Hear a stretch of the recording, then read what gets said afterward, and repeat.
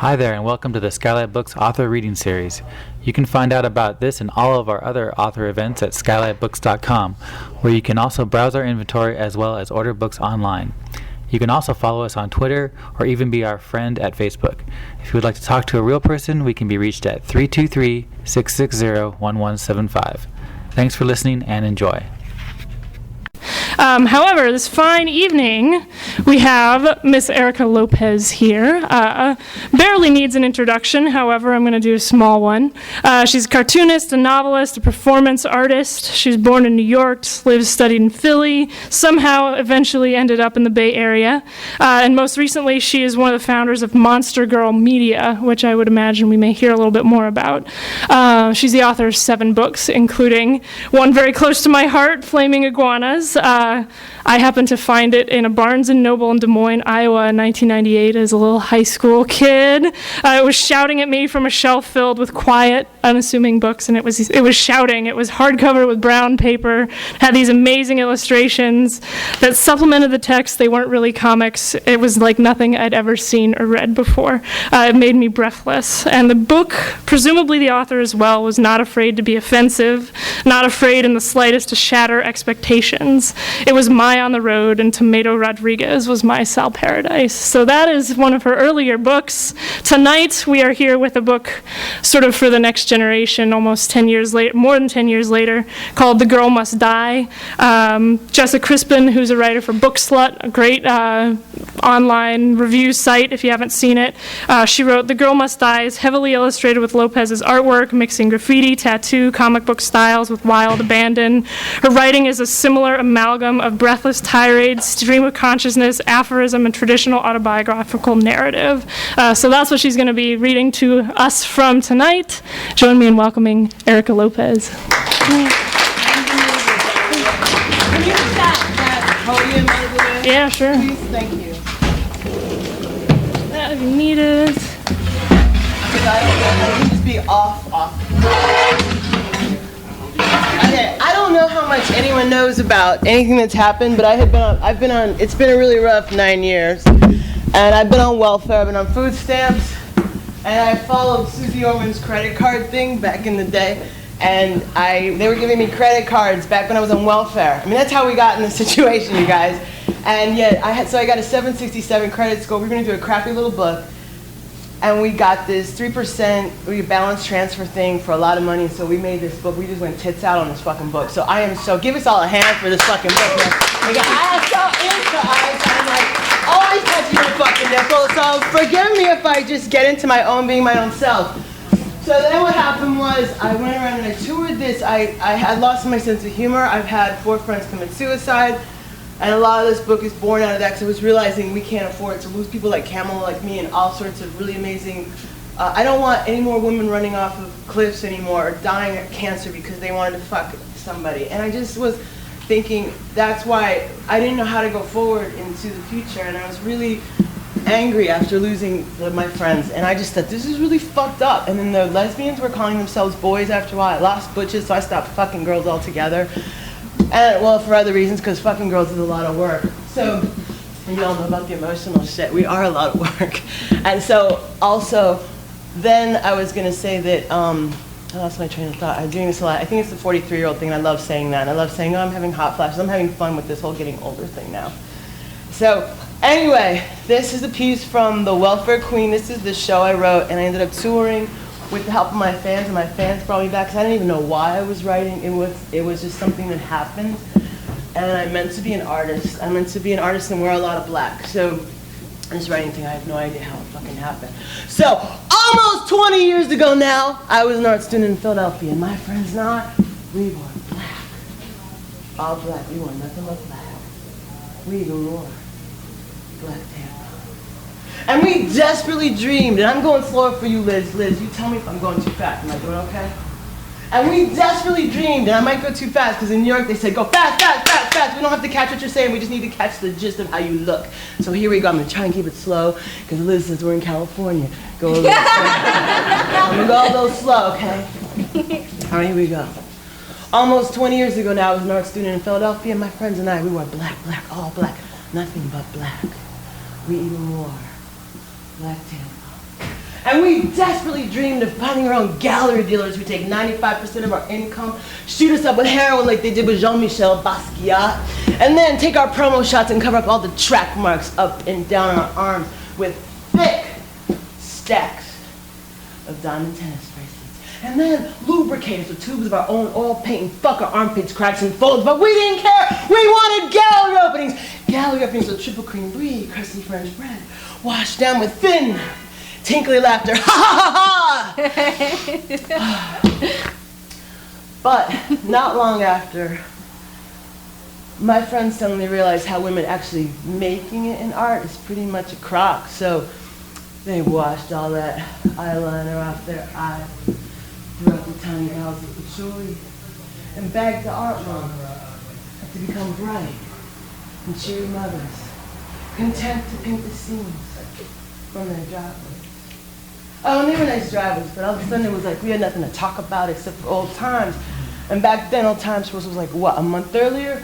So, I went to San Francisco in search of Paris. In her 20s, I imagined a smoke-filled land where women laugh loudly, ha ha ha ha, without being interrupted by tiny children asking for glasses of apple juice, and their hair could grow long without being yanked up by slimy babies. A land where women sat back with their legs open so their ankles wouldn't get thick and covered in varicose veins, and on sunny days, passers-by could bow down between their thighs for refreshment as if their pudenda were rejuvenating water fountains that weren't just for the colored people.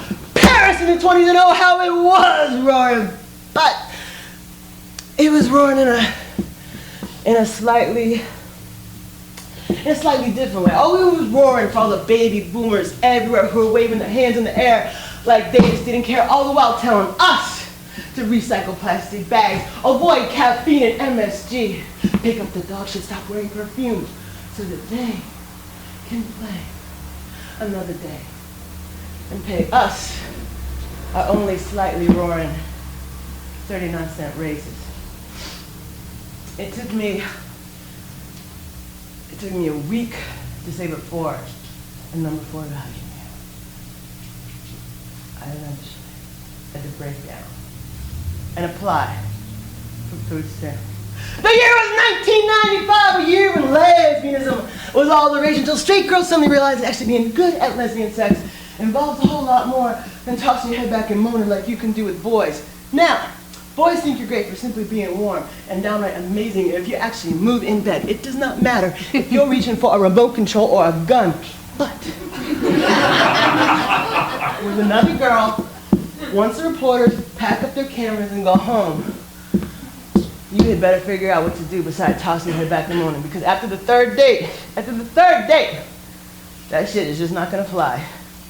Because I know from personal experience that lesbianism is a whole lot harder than any of us bisexual girls ever realized. A whole lot harder. Let me tell you, I would rather change my motorcycle with a shard of glass and a stick of butter.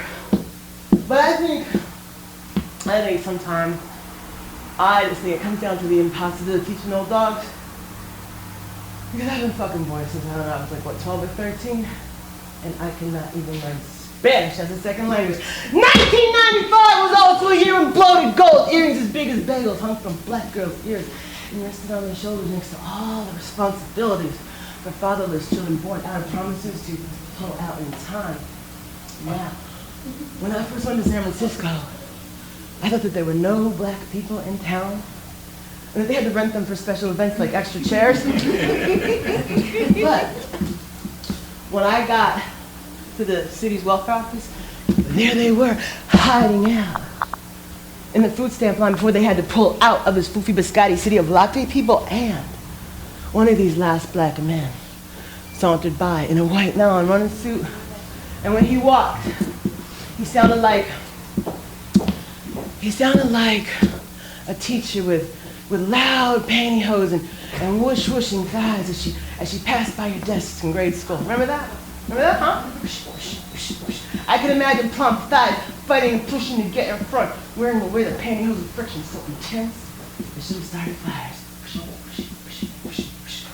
But instead, we fidgeted in our seats while she whoosh by our desks and created a warm and moist environment that would soon prove Be dangerous. There, that's how I did it. Wait, that's not right. Is that right? That's right, but there's more. That's how I did it. Those were the stories. That's not right where I should be. And he saw the girl. I lost my place. I looked at you. This fucking actor shit that you all do. I don't know how the fuck you do this shit. All the listen, look, connect with the audience. I do it. I'm like, look at her. She's paying attention. Look at that shit. What's the story? Welcome to LA. What? Welcome to LA. Well, I love LA. No, I didn't want to come here anyway because this is an actor place. I'm fucking right. So what am I doing here? What am I doing? I lost my fucking place. Suzanne, what am I doing here? Where's my book? Where's my book? I always fear this is going to happen. I live, my life is like that dream where you go to school and you're naked. Mine is like that, like there's a strap on up my ass and I got egg on my face, I got tongue and I'm naked. And that's my fucking life. And I'm not, I don't know the upside. I mean, Kamala. I know, Jay, I know. You all just, have drinks and, no, I really lost my place. You have to see the girl with he sees the girl with the earrings. And she. Okay, I'm right here. Oh. I'm sorry, you guys. Now, see, and this is the book I love. You have the Black Velvet one, but I love this one. It's all ripped up. Our books do not sell like this, so I'm sorry. I just wanted to... Okay. All right. Okay, let's pretend nothing happened. All right.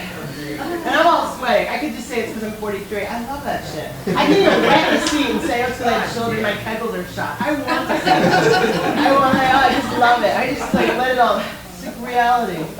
All right. Okay, let's pretend. That's where I made on the white nylon runs, kind of like plump teacher's guys about the cause of rodent infection. Now, I did not find that sexy, but hold on, I'm from San Francisco because maybe that is sexy for others. In fact, hold up, there's someone for everyone. Because it was. The nylon man, he felt waves of attraction coming at him. He stopped, lightly touched at the tangled mass of gold chains on his neck, turned and looked at all of us with the publicly confident, sleepy-eyed look of a lion that has just fed and fucked and sent rays of love to a girl in front of me. That's right, the bagel earring girl I mentioned earlier, the same one on the cutting edge of ghetto, 1995 fashion in Paris. Now, speaking of Paris, I wondered how all these guys could prance around the welfare office with folded food stamp welfare applications under their armpits and maintain confidence for picking up women in a place like this. I mean, I totally didn't get this whole food stamp Mac Daddy attraction thing because being so broke does not exactly make me feel like having lots of sex. At least for free, that is. Well, sure enough, the bagel earring girl, she smiled and giggled. And with that, the nylon man, he craned his neck toward her, wiped at the corners of his mouth with thumb and forefinger, dried his fingers on his white nylon running pants as he grabbed his crotch, and whispered something to her.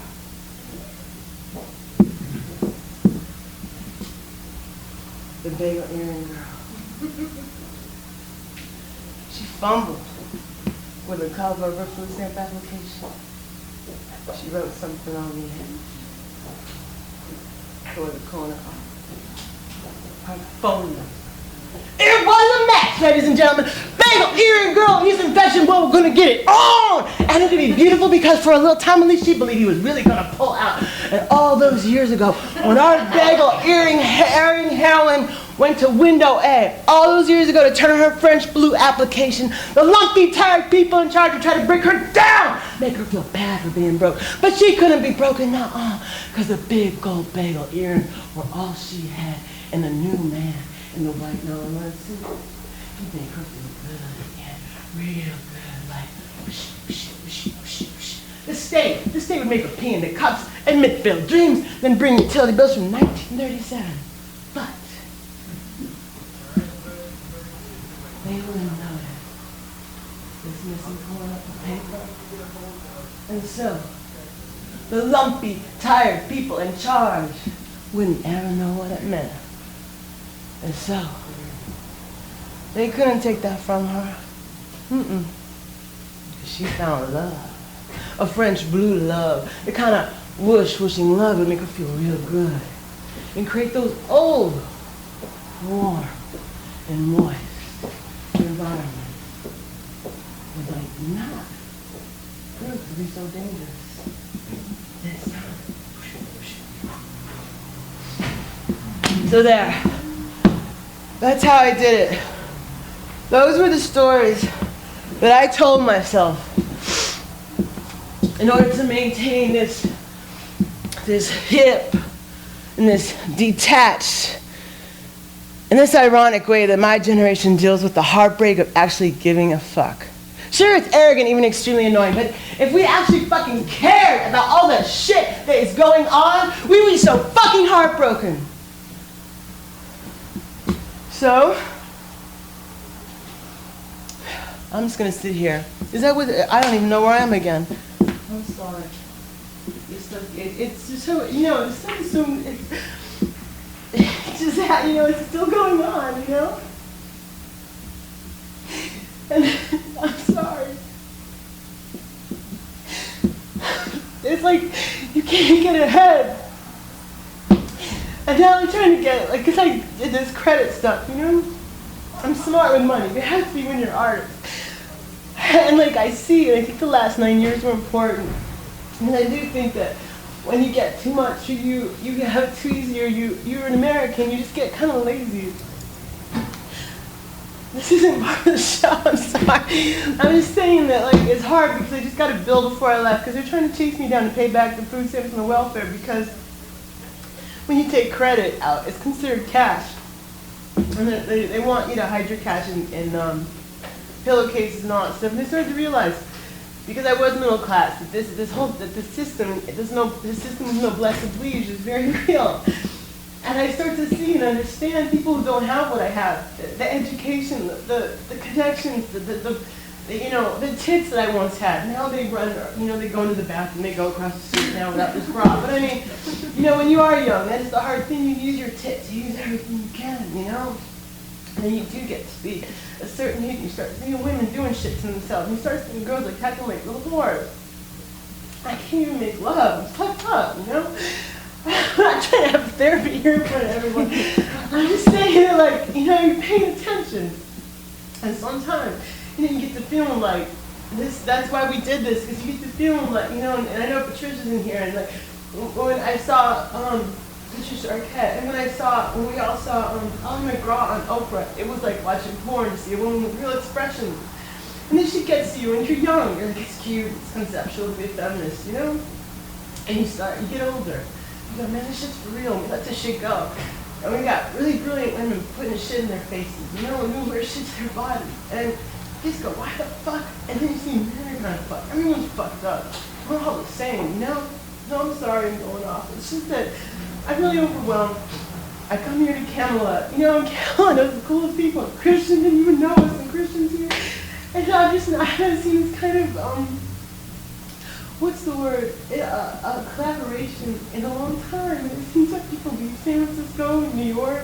And there's just so many suburban people who went to the cities and they're lonely and isolated. And they displace everything that they thought they wanted. And so it's just really, I'm really touched, I feel like we are on the edge of a cultural renaissance. And I'm excited because when you lose everything, it's like beautiful. It's like when we know who we are, And I just feel really raw. I'm sorry, Camelot. It's just so beautiful, the energy coming at me. Liz would say, I was trying to be quiet in the car and I get so scared because I don't want to let anyone down. Because I didn't know why I wanted to be a writer before. And then with failure, I was like, why do I want to be a writer? And I started to realize we need fairy tales, we need storytellers. I didn't know that writers, that's what we're supposed to do. Because you get to who knows who, I don't even want to know what anyone does anymore. I just want to know what's your fucking dream, man. Because no one knows shit. William Goldman quote is just look at what they did this economy. No one knows shit. And all I'm trying to do is go out and say to you guys, I come from a Quaker background, I have this sense I'm supposed to do service. I come from civil rights parents. I'm mixed. And those of us who are colored are forgetting what we're supposed to do. Women are forgetting what we're supposed to do. We're not supposed to sit and watch TV, you know, and we're supposed, and I don't know, I'm sorry, I'm losing it. But I just really feel like all this energy's at me, and it's just so cool, and it's just so loving, and we work so hard, you know? And I'm inspired. This is not tears of really sadness, it's like inspiring. I have all this fight back. I want to fucking give that to everyone. And I don't know what it is that you guys do. I don't know, but I really want people to feel good again about the possibilities, because I've seen it. I've seen it. And I want to go, look, I may have problems. We're not supposed to get somewhere where it's not problem-free. It's just that to deal with them differently. Yeah, whatever, we got each other. You know, and I come here and I see Kamala's world, and it's like, fuck. You know, the love that's around her, I'm like, whoa. You know? Because I feel so isolated and lonely. I fucking hate the writer life. I don't know how I became a fucking writer. You know?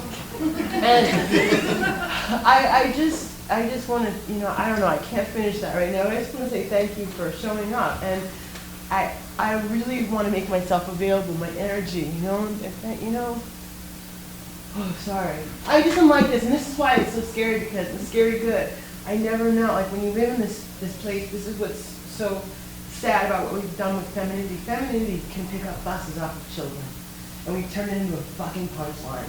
You know, when I do see, you know, people cutting themselves up, and our tits, if they're big, they're supposed to go to the sides of our arms. I've never been able to have fuck anyone and let them go to the fucking sides of my arm. And if I could ever do that, I would be like, that's true love! You know? And we have to be able to be ugly and to get to the next place of beauty, where everything is beauty. And I'm trying to say, it's fucking beautiful here, you guys. It's scary, but man, I never know what the fuck I'm gonna feel. You know, I'm alive all the time, you know, and I just want to say, dude, it's all right here, it's all right. All that shit they've been saying in the fairy tales is real. That shit is real. Like the sharks that are eating you in moats and you get across, and the maiden is you. I'm like, fucking hell, all this shit, all the metaphors, Jesus, all that shit. Which Jesus are you? I feel like I'm the Jesus that's turning upending shit. That's my job. If you had a fucked up childhood, God, you should be out there doing all sorts of shit, because you can take it. It's all the panther people that are like boneless, and they're like, oh. I mean, right now, that's why I feel like right now, no one knows what the fuck is gonna happen. Everything has gone to shit. This is when shit gets good. And this is when colored people and women and poor folks and scrappers and anyone who's a hustler, I don't care how much fucking money you have. If you're a hustler, you're always a fucking hustler. And that's the energy we need to tap back into. And that's why I'm like, come on. Because we can't do it alone. Fucking pick up the chairs. You know, we had a thing on NPR and people were like, well, I don't want to be those kind of feminists anyway. It's like, fuck you! This isn't about women, it's about all of us. I just want to say, I'm tired of people cutting off their tits and saying it sucks to be a girl. How do I go forward and be a woman? That's what I want to know. I don't want to fucking, it's news that Portia de Rossi has a fucking eating disorder. It would be news. Who doesn't have a fucking eating disorder? Good God. I saw it at the gym when I was on the tour. I was like, you're kidding me. That's the fucking crawl. Rome is burning. We're in the fall of Rome and she's got a fucking eating disorder? Oh. Does anyone have any questions? Yes, I have a question. Now you have to come up. No, now Kamala, you come up, because Kamala's going to read. No, I'm going to pick this up. No, I'm not going to read. But I am going to talk a little bit about what it is that we're trying to do. All right. You get the chair. I got to recover myself. You talk, take over. Just stay. Sorry, we're doing that. We're all about transparency now.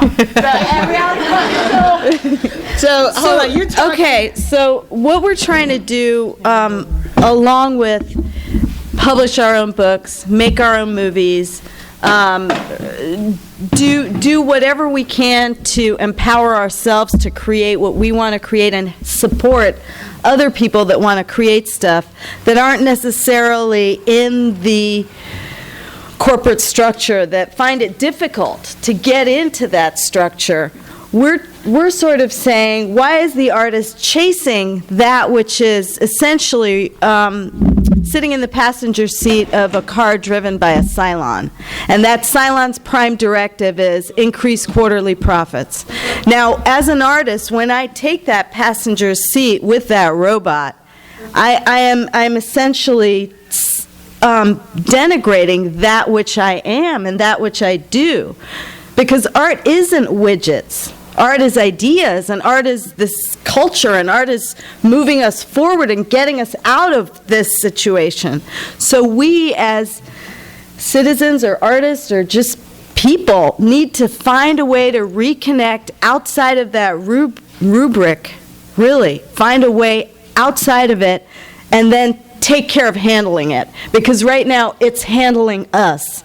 And it's squishing us. It's squishing, 90% of us to some degree or other. I'd say the bottom 40%, it's squishing down real hard from where I can see it. So we have to do something, and I think being loud is one thing that we have to do. Because we've been taught that it's not polite, it's not acceptable, it's not even tolerable. A lot of people can't tolerate hearing somebody like Erika because it's unusual. It's a little bit upsetting, it's unsettling.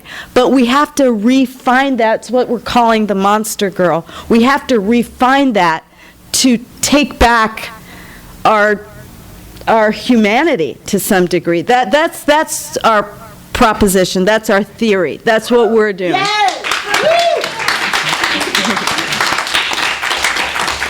And as you see, Erika is just so brilliant in so many ways that the waste of her and such as her is one of the terrible things that we're doing in this culture. Is we're sort of setting aside those things which could potentially elevate us, move us, change the direction, and we're staying with some very predictable, prepackaged. It's like the food. It's like if you look at anything that we're doing right now, whether it's media or government or the ecology, it's all this sort of don't rock the boat, don't rock the boat. The boat is sinking. The boat cannot be rocked. We're almost under, so we can't rock it. We've got to just start screaming. Help! Let's get get my mother out of here. She's going to drown. We got to do something. So this is what we're doing. We hope that you'll all come. We're having a big party tomorrow night in Chinatown. I'll give out some cards. We hope you come. We appreciate that you got out of your homes and got into your vehicles and made an effort to connect with other human beings. That's so important. You didn't wait for it to come out on TV. Girl that said she hadn't We went to a college. We went to Santa Monica College to speak at a gender pop culture class, and there were such beautiful young women there, whose minds were just like being, you could see them peeling open. You could see their eyes and their mouths open. And this one young woman said, I've been watching Lydia Lunch on the internet, but it's so different to see somebody with that passion in person. It's just a different thing. And I think, it's hard to convey that when people don't come out. And it's hard to have empathy for your fellow people when you don't see them. It's hard to fix things if you don't do anything. So, we're all about do it. Whatever it is, do it. Do it. We'll help you. We've got your back. This is about becoming a gang.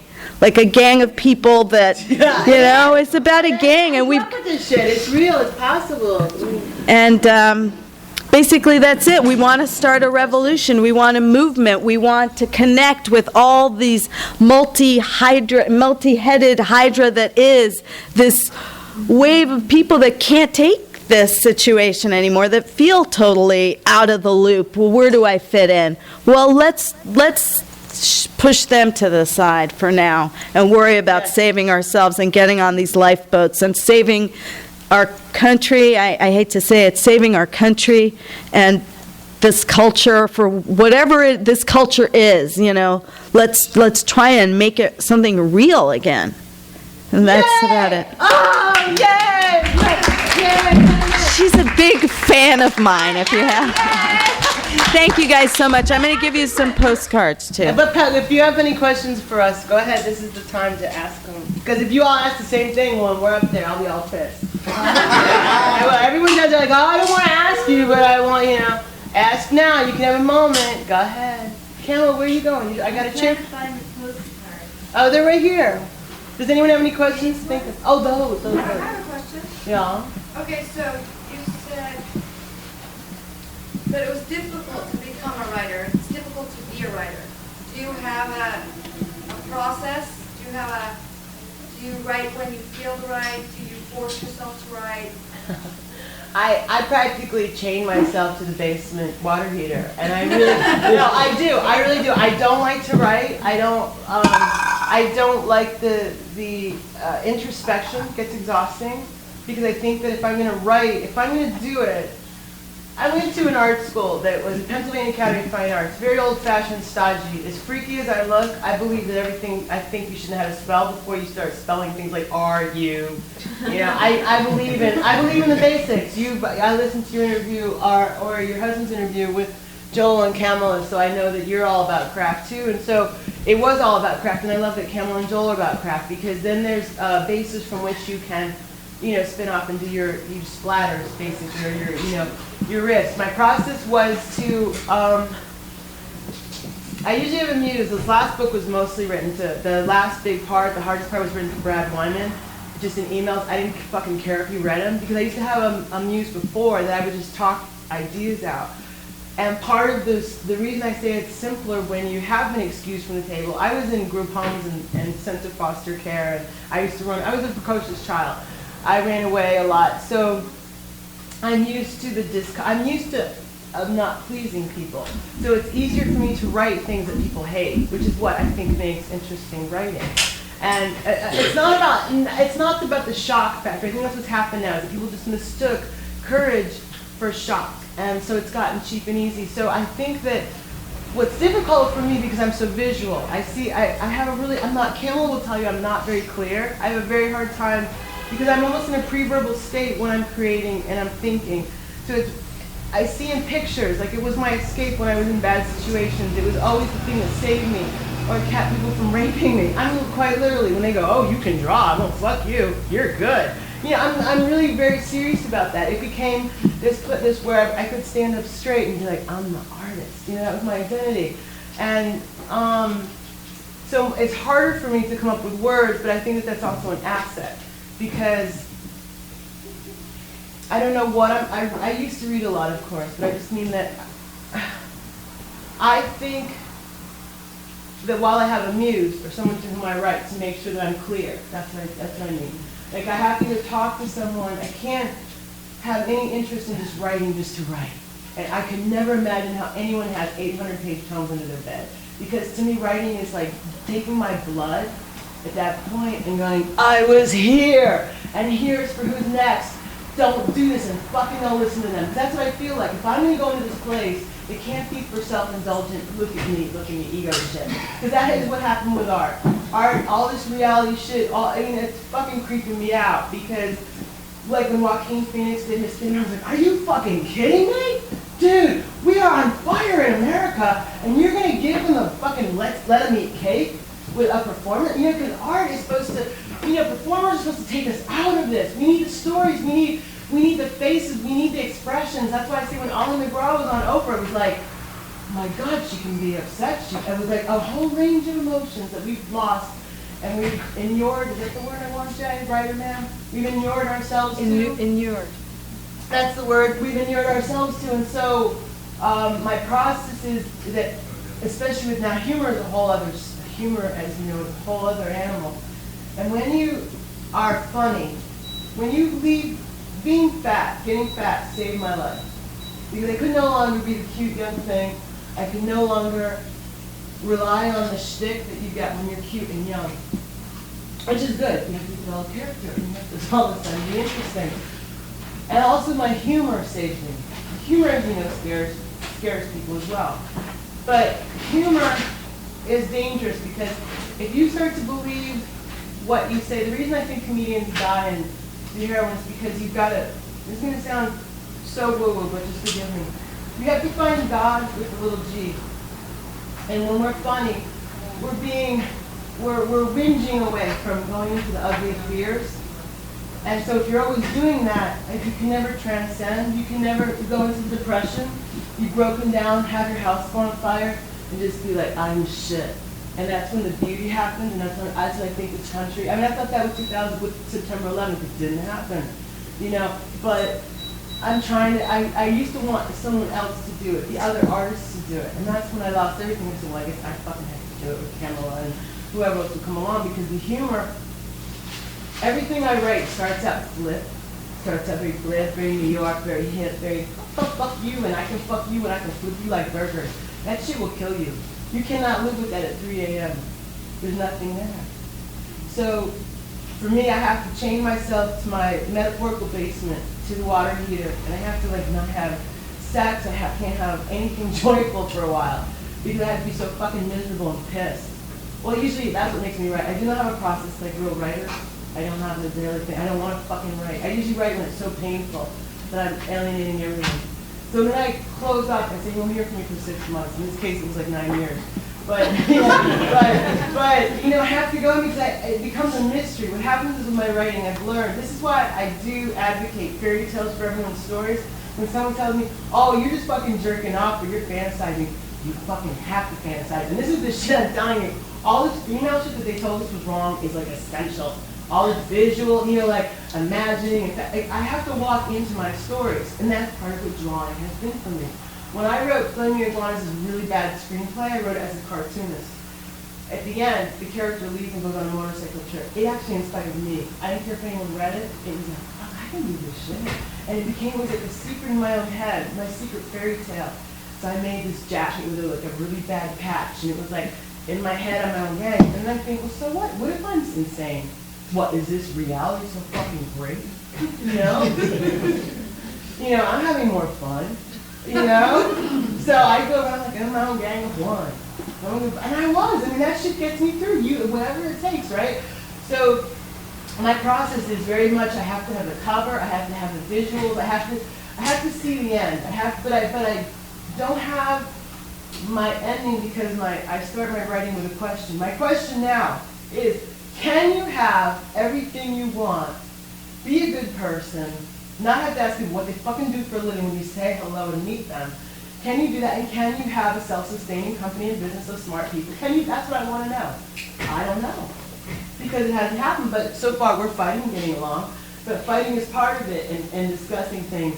And when you have a bunch of alpha kitties together, alpha, we're all like, oh, you know, we're all you know, how do you have, because things don't happen because everyone's like, you're toxic, you know, and that's what I'm seeing with the internet dating and all this shit. Everyone's like, well, you're not this, and these are my rules, and you need to do this for me to show me respect, and you need to tell me you love me second, and I'm not going to tell you till you say you love, fucking so much work! I mean, this is what, you know, I don't know how anyone has a relationship, you know. I don't know why I was not a gay man, just like, fucking shut up, you know. And so that's my process. It is, and the humor has to go, to get past the flip part is where it's really hard. And then I am crying, and then that's why I'm very proud of it, because people can't handle it. A lot of people say they can, and people are like, they want to touch you or take it away or hug you. It's very hard to sit there when someone's having intense emotions and you can't fix it or answer it. That's very hard to let someone just say, I don't know if I'm going to fucking live if I can't be as I am.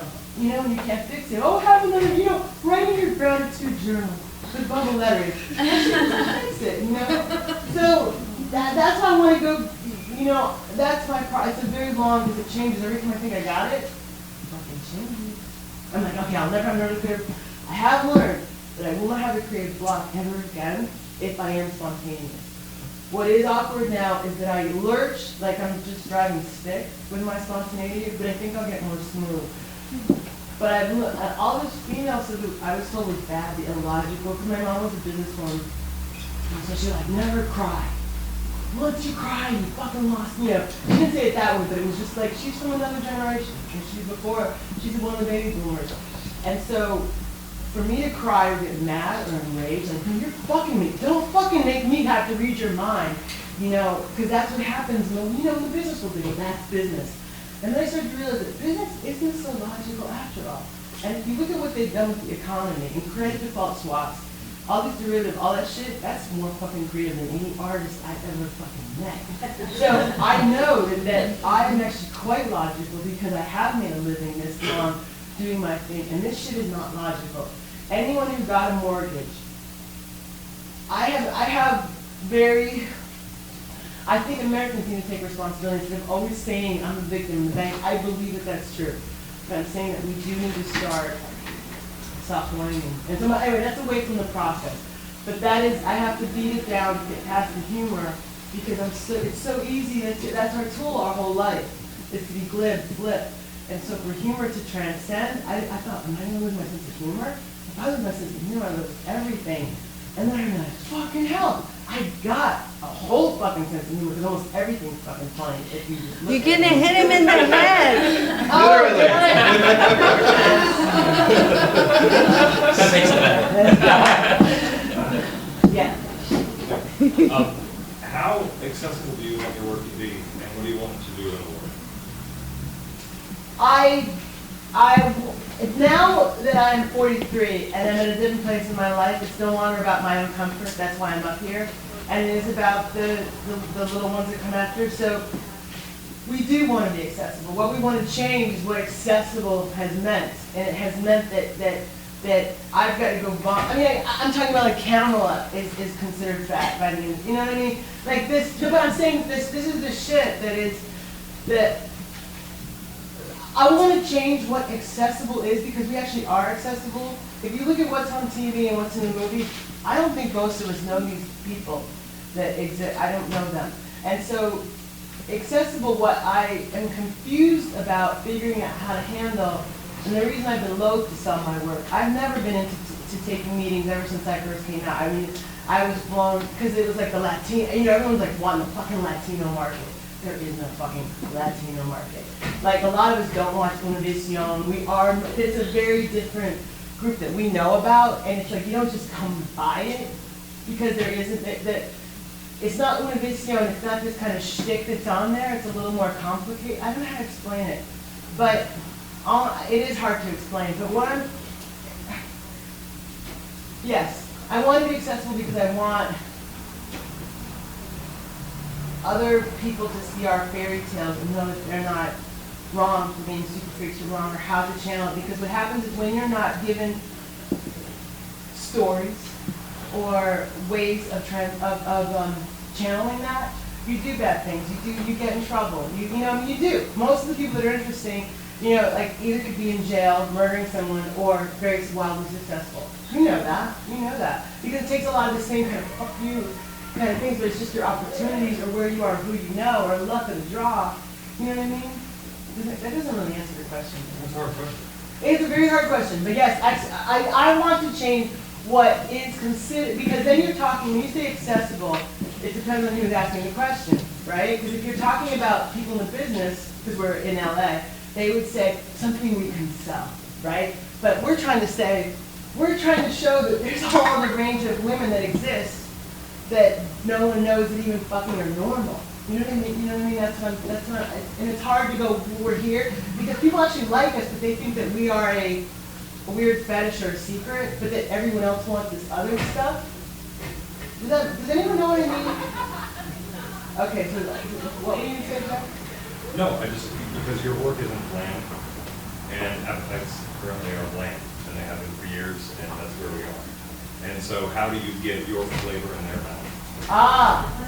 That's very sexual, Jack.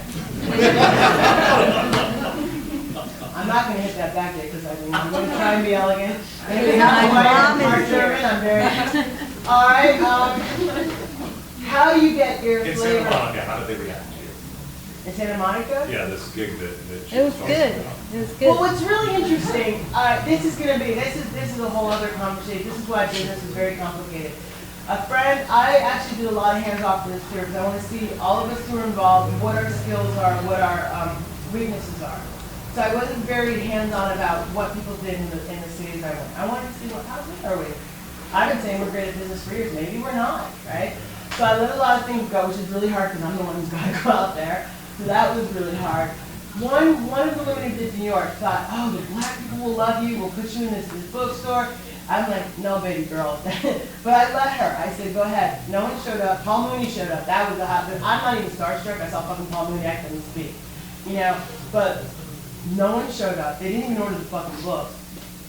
And they were talking about Terry McMillan. And Terry McMillan, I don't even want to talk. I shouldn't even have said her name. That fucking woman is poison looking to me. Like, she's just so bitter. And I shouldn't have said that. It's that fucking wine. I didn't say that. Just scratch that. But I'll probably run into her one day. But anyway, I would say that to her face because she's bitchy. She's scary. And I do say a lot of sad things to people's faces. I'm not really into making friends. I like being liked. You know what I mean? I don't want to just be like, oh yeah, I'll give you a quote or whatever. But with Trisha, that's part of the process. I try not to know anyone. Because when you know people, also you don't write and what you really know. And I have to. I mean, that's why I did write to Brad Lyman. I had to write to someone who could just go, ha, ha, ha. You know, and don't say that, or that's gross, or whatever. And then once I write to one person, because I wrote to a human being, it's clearer. And then I can just basically take that and put it there. And I figure once I write my emails as if they were public anyway. And I think if I write an email, I can fucking tell everyone. Now, what is hard is to come out here and own that shit. You know, that's really, I don't know how you actually, I don't know how y'all do it. I really don't. Because to own that with the face, like, I'll go home and I'll fall apart.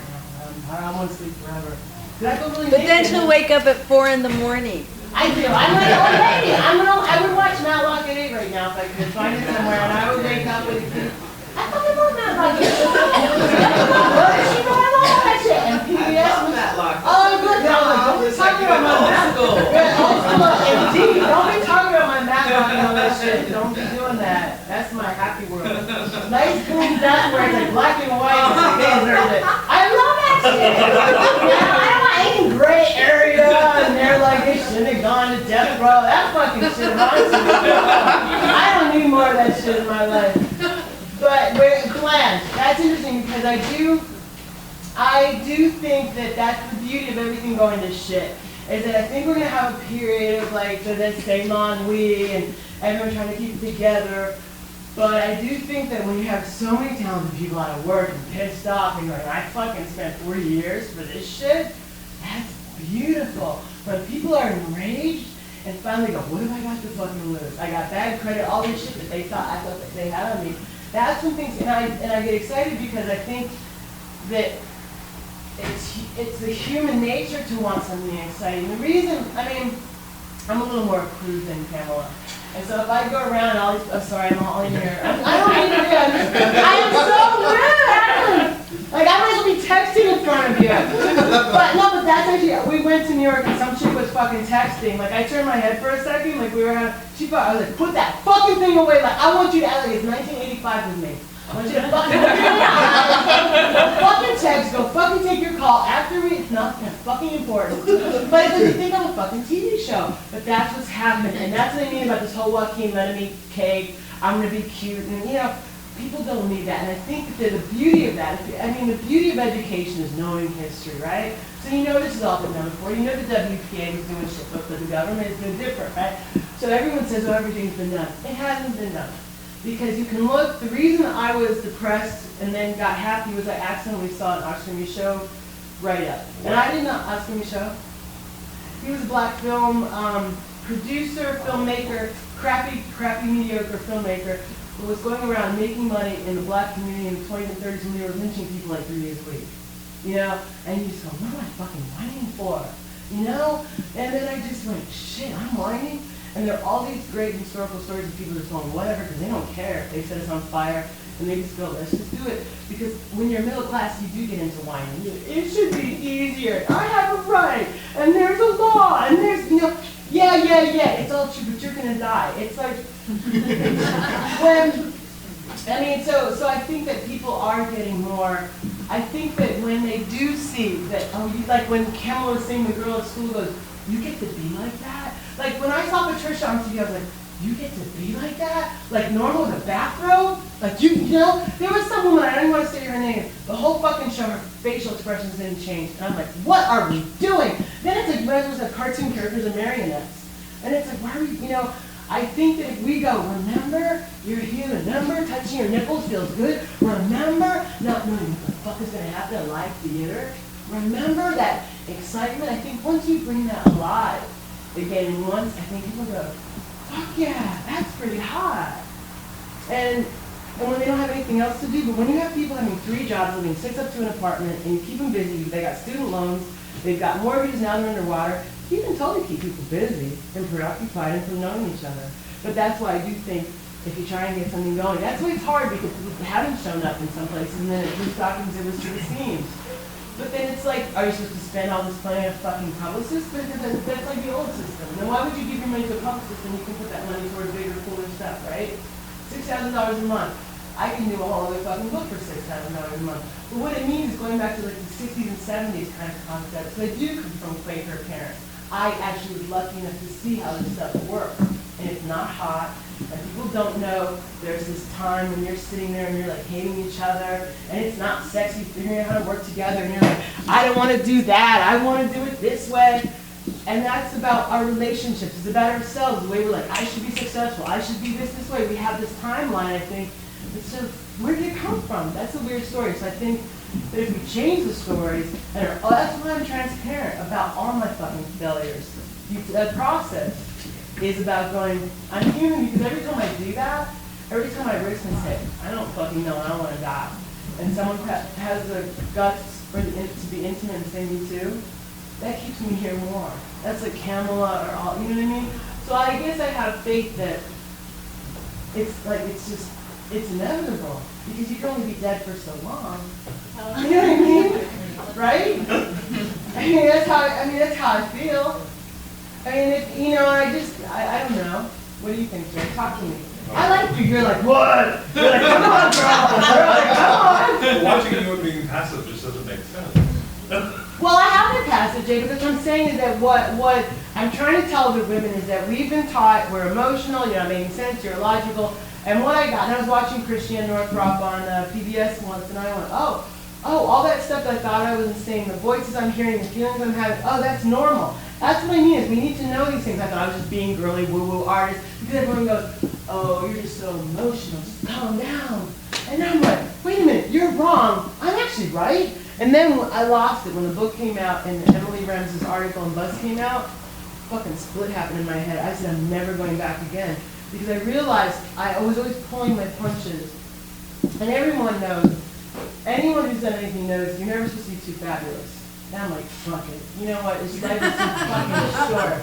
You know, just really think you're so fucking awesome and so hot, because who fucking cares if everyone's like, you're wrong. Because it's just so much more fun to just go, this is an amazing life and I'm amazing. And I really love being in my body. I would love to be 20 or 30 pounds, but I'm like so into myself right now. Because I don't know what I'll do. I love that I finally have the strength. But that was finally going, all this chick shit that I was hating, the cellulite, the fat, all this shit that I've been preoccupied fighting, once I go, fuck it.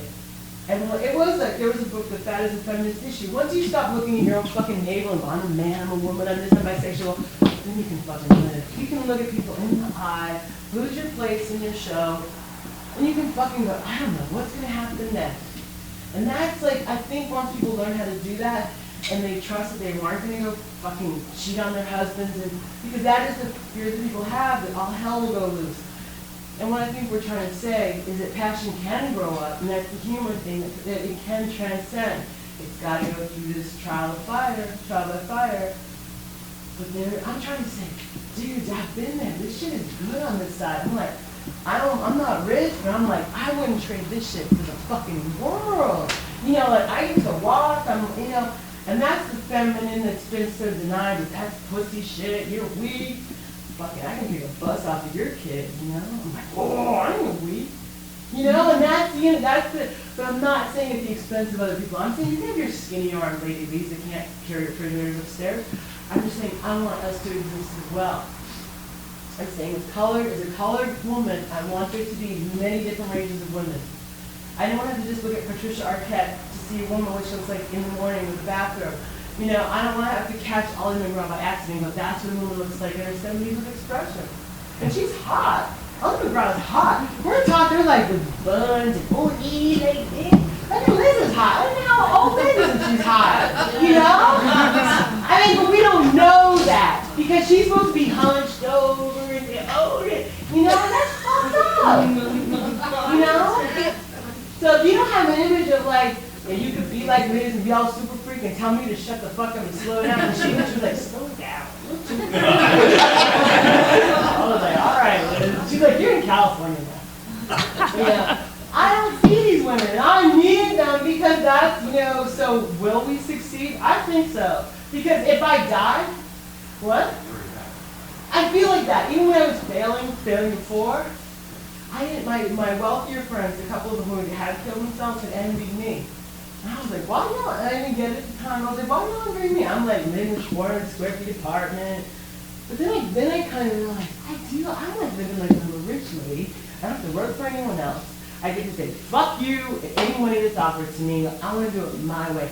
That is hot. If you don't think I didn't go home and jerk off 6 times with a hot touch you had this long, I'm nothing, baby.